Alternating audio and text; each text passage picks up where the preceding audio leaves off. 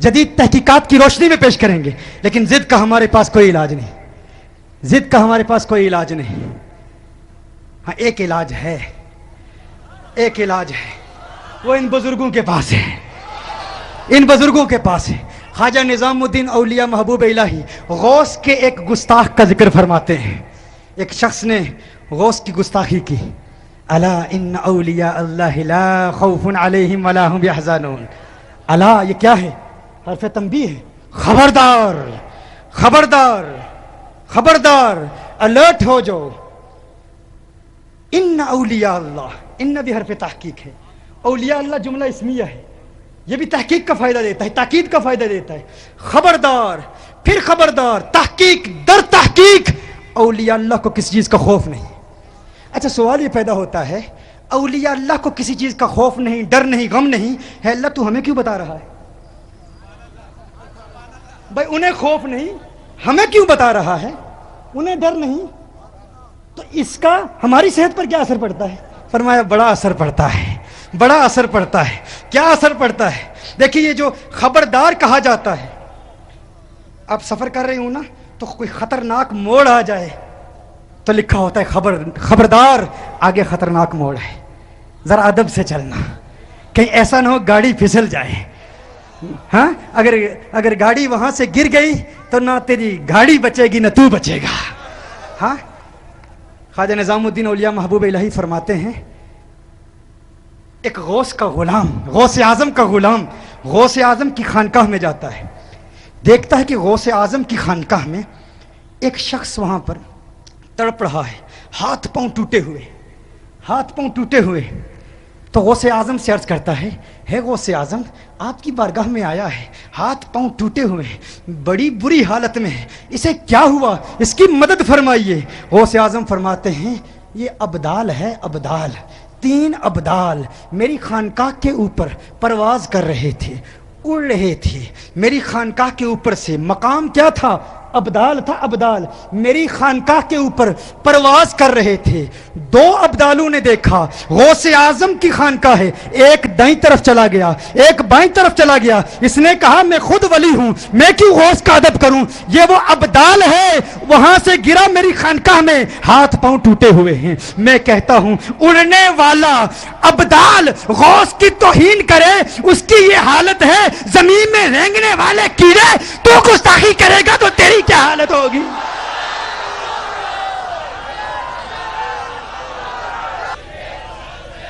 یہ نکتہ ذہن میں اس وقت آیا جب میں نے کہا ضد کا کوئی علاج نہیں ہے، یہ ضد کا علاج ہے، یہ ضد کا علاج ہے۔ ہاں اب بھی کوئی کہے مجھے سمجھ میں نہیں آتا کہ قرآن میں کائنات کی ہر شے کا علم ہے، اسے یہ ایک DVD دکھا دو، یہ ایک DVD ہے۔ اگر اس DVD میں میرا لیکچر ہو، میری تقریر ہو، UK کی تقریر ہو، امریکہ کا لیکچر ہو، فرانس کا لیکچر ہو، ہالینڈ کا لیکچر ہو، ہندوستان بنگلور کا لیکچر ہو، خواجہ غریب نواز کی بارگاہ میں حاضری ہوئی، وہاں کا فوٹیج اس DVD میں ہو، اس DVD میں ہو، میں ایک عام دیہاتی صاحب سے کہتا ہوں کہ اس DVD میں امریکہ ہے، اس DVD میں فرانس ہے، اس DVD میں ہندوستان ہے، اس DVD میں ہالینڈ ہے، اس DVD میں لاکھوں لوگ ہیں۔ وہ کہے گا پاگل انسان، اس میں کیا ہے؟ اس میں مجھے کچھ نہیں نظر آ رہا، کچھ تحریر نظر آ رہی ہے، کچھ نام لکھے ہوئے ہیں اور کچھ نہیں ہے۔ میں کیا جواب دوں گا؟ میں نے کہا جس نے کبھی ساری زندگی DVD پلیئر دیکھا ہی نہیں اسے کیا نظر آئے گا؟ میں کہوں گا بابا جی اس DVD کو DVD پلیئر میں ڈالو، پھر سکرین پر دیکھو کیا کیا نظر آتا ہے۔ میں نے ایک روکھے مولوی سے کہا اس قرآن میں سب کچھ ہے، کہا مجھے کچھ نظر نہیں آتا۔ میں نے کہا تجھے نظر نہیں آتا، آقا کے سینے میں اس قرآن کو ڈالو اور پھر دیکھو مشکات نبوت کی سکرین میں تمہیں کائنات کا ذرہ ذرہ نظر آ جائے گا۔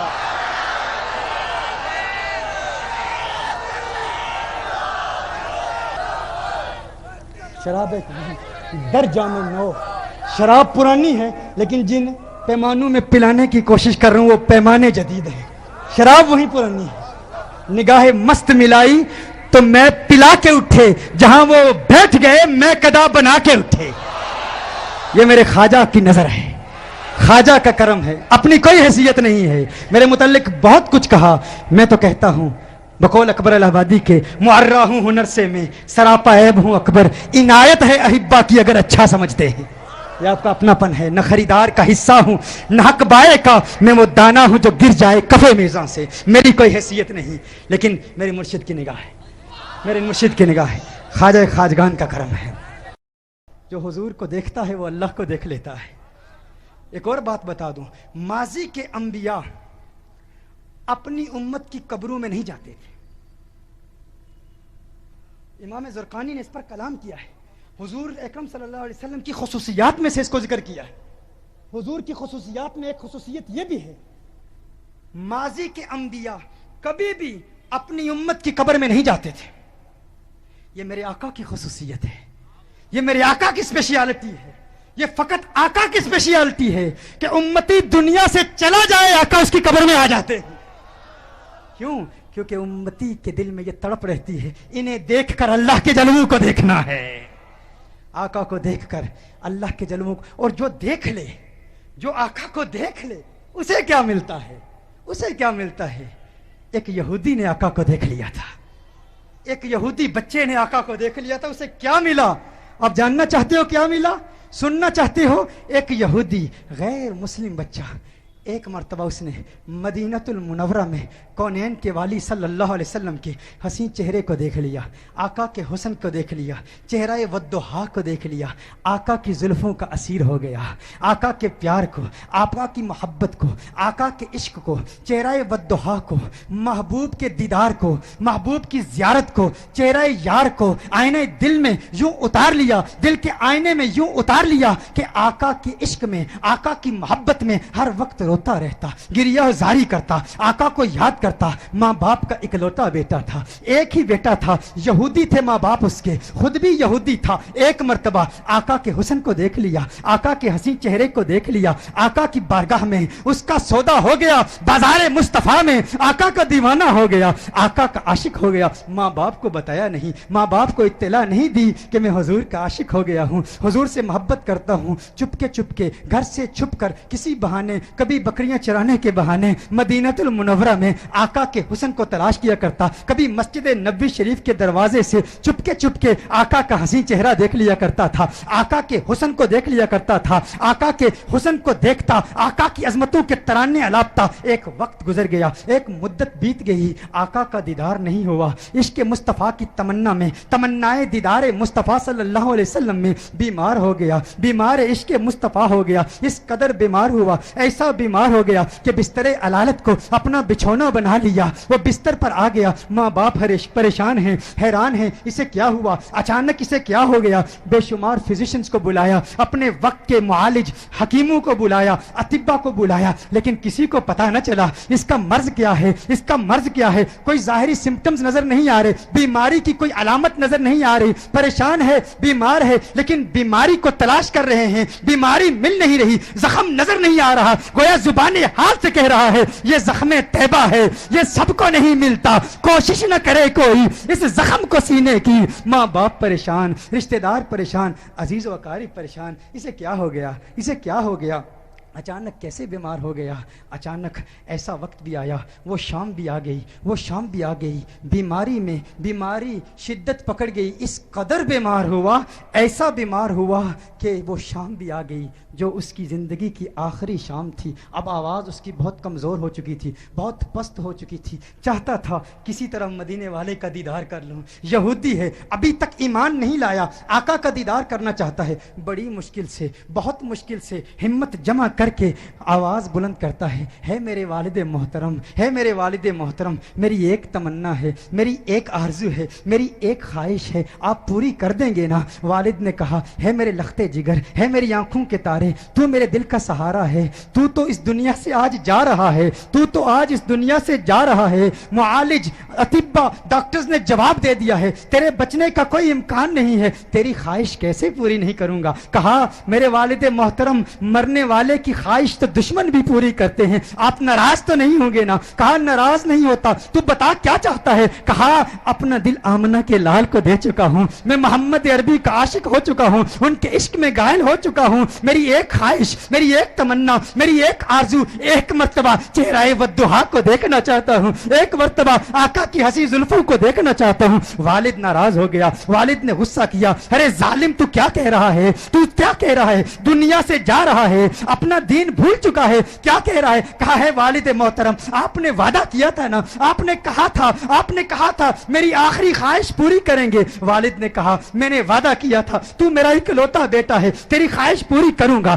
آقا کی بارگاہ میں پیغام پہنچایا گیا، رسول اللہ صلی اللہ علیہ وسلم کی بارگاہ میں پیغام پہنچایا گیا، ایک یہودی ہے پر ہے آپ کا دیوانہ، آپ کا عاشق ہے، میرے آقا رحمت للعالمین ہے، وہ ساری کائنات کے لیے رحمت ہے، فقط مسلمانوں کے لیے رحمت نہیں، وہ ہر مذہب سے تعلق رکھنے والوں کے لیے رحمت ہے، فقط انسانوں کے لیے رحمت نہیں، وہ تو نباتات کے لیے رحمت ہے، وہ تو جمادات کے لیے رحمت ہے، وہ تو شجرات کے لیے رحمت ہے، وہ تو جنات و ملائکہ اور ساری کائنات کے لیے رحمت ہے۔ میرے آقا کا انداز دلبرانہ دیکھیے، میرے آقا نے صحابہ سے فرمایا صحابہ اٹھو، ایک یہودی ہے پر مجھ سے پیار کرتا ہے، دنیا سے جا رہا ہے، آؤ اس کے پاس چلتے ہیں۔ میرے آقا یہودی بچے کے گھر میں چلے جاتے ہیں، وہ یہودی بچہ آقا کا انتظار کرتے کرتے اب اس کی آنکھیں بند ہو چکی تھی، اب وہ انتظار کرتے کرتے اب اس کی آنکھیں بند ہو چکی تھی، والد اس کے قریب کھڑا تھا، والد نے کہا ہے میرے لختے جگر، ہے میرے بیٹے آنکھیں کھول، آنکھیں کھول، آنکھیں کھول،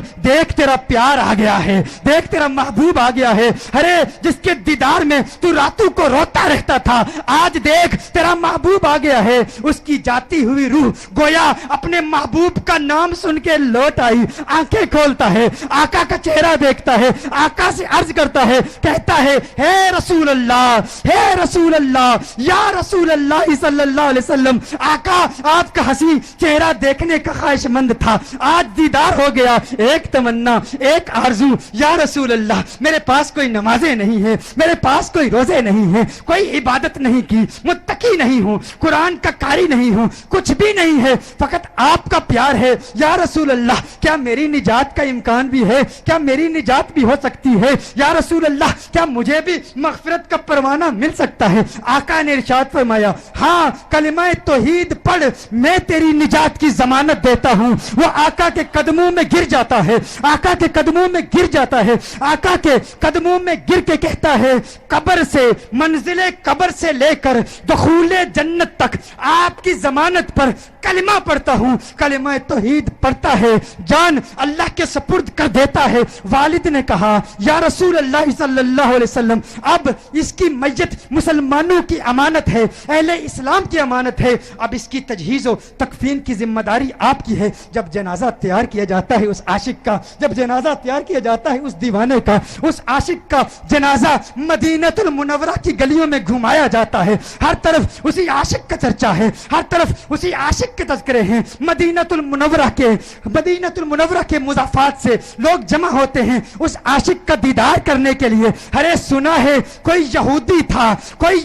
تھا، حسن مصطفیٰ نے اسے صحابی بنا دیا ہے، اسے صحابی بنا دیا ہے، اس نے آقا کا دیدار کیا، آقا کا دیدار کیا۔ غور کیجئے گا، نماز نہیں پڑھی، عبادت نہیں کی، کچھ بھی نہیں کیا، روزہ نہیں رکھا، جہاد نہیں کیا، میرے غوث کے مجاہدات کو یاد کر لیجئے، میرے بابا کی محنتوں کو یاد کر لیجئے، خواجہ غریب نواز کی جد و جہد کو یاد کر لیجئے، خواجہ باقی باللہ کی محنتوں کو یاد کر لیجئے، امام اعظم ابو حنیفہ کی فقاہت کو یاد کیجئے، امام احمد بن حنبل کی جد و جہد کو یاد کیجئے، امام شافعی کی فقاہت کو یاد کیجئے، اماموں کی فقاہت، ہمت، جد و جہد، مجاہدوں، ریاضتوں کو یاد کیجئے۔ وہ سب اس یہودی کا مقابلہ نہیں کر سکتے جو پہلے یہودی تھا اب صحابی ہو گیا ہے، ایمان کی حالت میں آقا کا دیدار کیا۔ یہ غوث اعظم سے بھی بڑا ہے، یہ خواجہ غریب نواز سے بھی بڑا ہے۔ سب دیکھنے کے لیے آئے ہیں،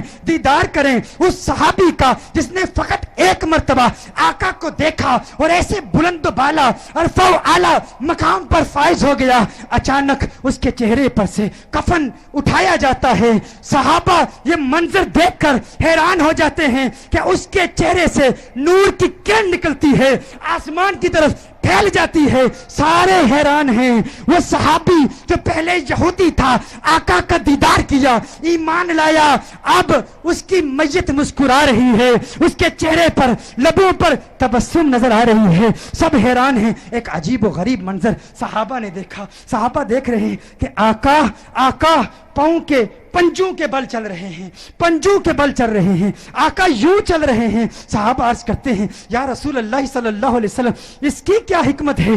آقا نے ارشاد فرمایا, عالم بالا کے فرشتے میرے اس عاشق کو دیکھنے کے لیے اس تعداد میں آئے ہیں, اس کثرت سے آئے ہیں, زمین پر پاؤں رکھنے کی جگہ نہیں ہے, پنجوں کے بل چل رہا ہوں. میرے آقا صلی اللہ علیہ وسلم اس عاشق کو جنت البقیع میں لے جاتے ہیں, خود اپنے ہاتھوں سے اسے دفناتے ہیں, اپنے ہاتھوں سے اسے دفناتے ہیں. صحابہ منظر دیکھتے ہیں, حیران ہیں. آقا بہت دیر لگا دیتے ہیں. آقا جب اس کی قبر سے باہر آتے ہیں تو آقا کے ماتھے پر پسینہ ہے. صحابہ عرض کرتے ہیں یا رسول اللہ صلی اللہ علیہ وسلم, آقا کیا ہوا, آقا کیا ہوا, اتنا وقت کیوں لگا؟ آقا نے فرمایا, جب یہ اس دنیا سے گیا تھا مجھ سے وعدہ لیا تھا, میں نے وعدہ کیا تھا, میں نے کہا تھا قبر کی منزل سے لے کر دخول جنت تک میں تیری مغفرت کی ضمانت دیتا ہوں. کہا یہ بات سن کر جنت کی حوریں اتنی خوش ہوئی ہیں, اتنی تعداد سے آئی ہیں. جب اسے قبر میں رکھا گیا تو بے تحاشا اس کی طرف بھاگی ہوئی گئی ہیں اور اس کے چہرے کی بلائیں لے رہی ہیں. آقا نے ارشاد فرمایا اس لیے دیر ہو گئی اور میرا پسینہ اس کے چہرے پر گرا ہے, میرا پسینہ اس کے چہرے پر گرا ہے, اب قیامت تک اس کا چہرہ مہکتا رہے گا. ارے سلام پیش کرتے ہیں, سلام پیش کرتے ہیں اس دیوانے کی بارگاہ میں جس نے آقا کو دیکھا اور اسے یہ مقام ملا. گویا آج بھی وہ قبر میں کہہ رہا ہوگا یہ ناز یہ انداز ہمارے نہیں ہوتے, جولی میں اگر ٹکڑے تمہارے نہیں ہوتے, بے دام ہی بک جائیے بازار نبی میں, اس شان کے سودے میں خسارے نہیں ہوتے, ملتی نہ اگر بھیک حضور آپ کے در سے, اس ٹھاٹ سے منگتوں کے گزارے نہیں ہوتے, اس ٹھاٹ سے منگتوں کے گزارے نہیں ہوتے.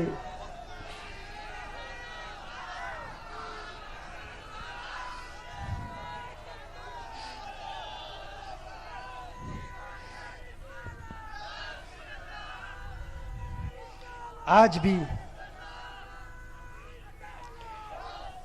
اگر کوئی آقا کا دیدار کرنا چاہتا ہے, اللہ کے ایک ولی نے ایک خوبصورت پیغام دیا ہے. آج کی اس بزم میں آخری پیغام آپ کی بارگاہ میں پیش کرتا ہوں. کون ہے جو آقا کا دیدار کرنا چاہتا ہے؟ سب کرنا چاہتے ہیں, سب کرنا چاہتے ہیں. آئیے اللہ کے ایک ولی کا عطا کردہ نسخہ آپ کی بارگاہ میں پیش کر دوں. وہ نسخہ کیا ہے؟ اللہ کے ولی کی بارگاہ میں ایک صاحب حاضر ہوتے ہیں, ایک مرید حاضر ہوتے ہیں, کہتے ہیں ہے ولی اللہ, ہے اللہ کے پیارے ولی, میں آقا کا دیدار کرنا چاہتا ہوں, کوئی نسخہ بتا دیجئے. ولی اللہ نے کہا آج رات کا کھانا میرے پاس آ کے کھانا, آج رات کا کھانا میرے گھر میں کھانا, تجھے نسخہ دوں گا, ورد دوں گا, وظیفہ دوں گا. وہ وظیفہ کیا ہے؟ وہ مرید اپنے مرشد کی بارگاہ میں حاضر ہوتا ہے, مرشد کی بارگاہ میں حاضر ہو کر کہتا ہے مرشد آپ نے بتایا تھا کہ وظیفہ دیں گے, عطا کیجئے. مرشد نے کہا یہ کھانا کھاؤ. مرشد نے کھانا دیا. جب کھانا دیا تو کھانے میں نمک زیادہ تھا, کھانا کم تھا. بہت زیادہ نمک دے دیا اور بہت زیادہ نمک ڈال کر پانی بھی نہیں دیا, پانی بھی نہیں دیا. اب مرشد کریم کے ادب میں دیکھیے یہ اولیاء اللہ کا طریقہ ہے, اللہ والوں کا طریقہ ہے. کوئی سبق سکھانا چاہتے ہوں تو ایسے انداز سے سکھا دیتے ہیں کہ مریدوں کے دل کی دنیا بدل دیتے ہیں. یہ حکمتیں ہیں, کچھ لوگ ان حکمتوں کو سمجھ نہیں پاتے. خواجہ نظام الدین اولیاء محبوب الہی رحمۃ اللہ تعالی علیہ کی ایک حکمت آپ کے گوش گزار کر دوں, کیونکہ آپ بزرگ تو جانتے ہیں لیکن ARYQ-TV کے ذریعے سے پوری دنیا اس حکمت کو سمجھ لے گی. اللہ کے ولیوں کے انداز نرالے ہوتے ہیں. خواجہ نظام الدین اولیاء محبوب الہی رحمۃ اللہ تعالی علیہ بیمار ہو جاتے ہیں, ایک غیر مسلم کی بارگاہ میں, ایک غیر مسلم کے پاس ان کو لے جاتے ہیں. وہ غیر مسلم ان پر کچھ پڑھتا ہے, وہ ٹھیک ہو جاتے ہیں. اب لوگ سمجھتے ہیں کہ خواجہ نظام الدین اولیاء محبوب الہی رحمۃ اللہ تعالی علیہ کا علاج ہو رہا ہے. یہ ان کا علاج نہیں ہو رہا تھا, اس غیر مسلم کا علاج ہو رہا تھا, غیر مسلم کا علاج ہو رہا تھا. کیسے علاج کرتے ہیں؟ خواجہ نظام پاک عرض کرتے ہیں، خواجہ نظام پاک فرماتے ہیں اس غیر مسلم سے. Now this is for everyone. Those of you who understand English, this is the manhaj and the methodology of da'wah. This is how our awliya Allah converted people. This is how our awliya Allah reverted non-Muslims. This is the method of the awliya Allah. A lot of our people, they just get impressed by people who just recite some verses of the Quran, and literalists who take the verses of the Quran literally.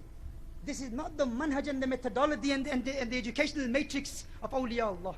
The educational methodology of the awliya Allah is like the method of Sayyidina Khwaja Nizamuddin Awliya Rahmatullahi Ta'ala alayh. This is the manhaj and methodology of Khwaja Nizamuddin Awliya Rahmatullahi Ta'ala alayh. What does he do? So he's taken to a non-Muslim, and the non-Muslim recites something on Khwaja Nizamuddin Awliya Rahmatullahi Ta'ala alayh. And apparently he's cured. Khwaja Nizamuddin Awliya Rahmatullahi Ta'ala alayh says to him, what is it that you did? What did you recite? तूने क्या पढ़ा? तेरी मेहनत क्या है? वो गैर मुस्लिम कहता है, एक ही काम करता हूं, मेरा नफ्स जो कहता है उसका उलट करता हूं. नफ्स कहता है ठंडा पानी पी, मैं गर्म पानी पी लेता हूं. नफ्स कहता है चावल खा, मैं रोटी खा लेता हूं. जो नफ्स कहता है उसका उलट करता हूं. यही मेरी मेहनत है, और इस मेहनत से मेरी जुबान में ऐसी तासीर पैदा हो गई है, जिस पर दम करता हूं उसके मजहब और दीन के मुताबिक वो सेहतियाब हो जाता है. ख्वाजा निजामुद्दीन औलिया रहमतुल्लाह ताला ने फरमाया, अच्छा ठीक है. आपने उसके कान में एक जुमला कहा, उस गैर मुस्लिम के कान में एक जुमला कहा, एक बात कही. जो ही वो जुमला कहा, उसने कहा अशहदु अल्ला इलाहा इल्लल्लाह व अशहदु अन्ना मुहम्मदन अब्दुहु व रसूलुहु. कलिमा तैयबा पढ़ा. मुरीद हैरान, मुरीद परेशान. आपने क्या कहा उससे? आप तो उसके पास इलाज के लिए आए थे, उसको कलमा पढ़ा दिया. ख्वाजा निजामुद्दीन औलिया रहमतुल्लाह ताला अलैह ने फरमाया, आपने फरमाया, जब उसने कहा कि मैं हमेशा अपने नफ्स की खिलाफ वर्जी करता हूँ, जो नफ्स कहता है उसका उलट करता हूँ, मैंने उसके कान में कहा, क्या तेरा नफ्स चाहता है तू मुसलमान हो जाए? उसने कहा नहीं नहीं नहीं, मैं मुसलमान नहीं हूँ. कहा फिर उसका उलट कर उसने कलमा तैयबा पढ़ लिया. ये तरीका है हमारे औलिया का. इसे मॉडर्न लैंग्वेज में इमोशनल इंटेलिजेंस कहते हैं.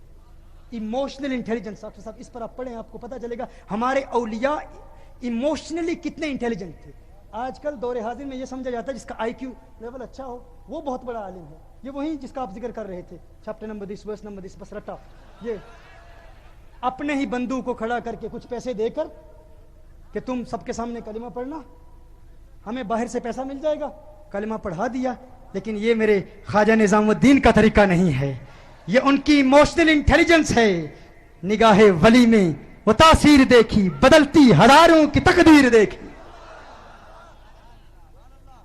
मैं कहता हूं ख्वाजा गरीब नवाज ने दाता अली हजवेरी रज़ी अल्लाह ताला अन्हो की कब्र पर चिल्ला किया था कि नहीं? चिल्ला किया था कि नहीं?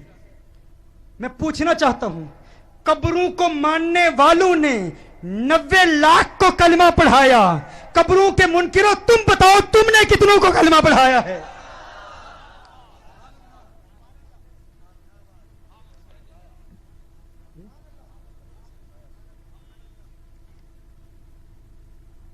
ये अंदाज है औलिया का. अल्लाह के वली के पास वो जाता है, हुजूर का दीदार करना चाहता हूं, खाना खिलाते हैं, नमक बहुत ज्यादा, पानी भी नहीं दिया. फिर फरमाया घर जा, घर जा, जब तू सो जाए तो सोने से पहले पानी भी नहीं पीना. सोने से पहले पानी भी नहीं पीना. अब मुर्शिद का अदब है, नमक भी खिला दिया, पानी भी नहीं दिया, और फरमाया कि सोने से पहले पानी भी नहीं पीना. मैं तो दीदार मुस्तफ़ा का नुस्खा लेने के लिए गया था. ये मेरे मुर्शिद ने क्या था फरमाया? मुर्शिद के अदब में सो गया. सुबह फजर की नमाज में मुर्शिद की बारगाह में हाजिर होता है. हजरत आपने फरमाया था आका का दीदार होगा, वो विर्द दीजिए, वो नुस्खा दीजिए. वो नुस्खा क्या है? मुर्शिद ने फरमाया रात घर जाकर पानी पिया था? नहीं पिया. फौरन सो गया था? फौरन सो गया था. ख्वाब में क्या देखा? कहा पानी देखा, दरिया देखे, समुंदर देखे, कुएं देखे, जिधर आंख उठाई पानी ही पानी नजर आया, पानी ही पानी नजर आया। कहा तू कहता था तुझे दीदारे मुस्तफा की सच्ची प्यास है, अगर तेरे अंदर सच्ची प्यास होती, अगर पानी तेरी प्यास बुझाने के लिए ख्वाब में आ सकता है तो इश्क़ मुस्तफा और दीदारे मुस्तफा की सच्ची प्यास पैदा कर, मदीने वाला ख्वाब में आ जाएगा।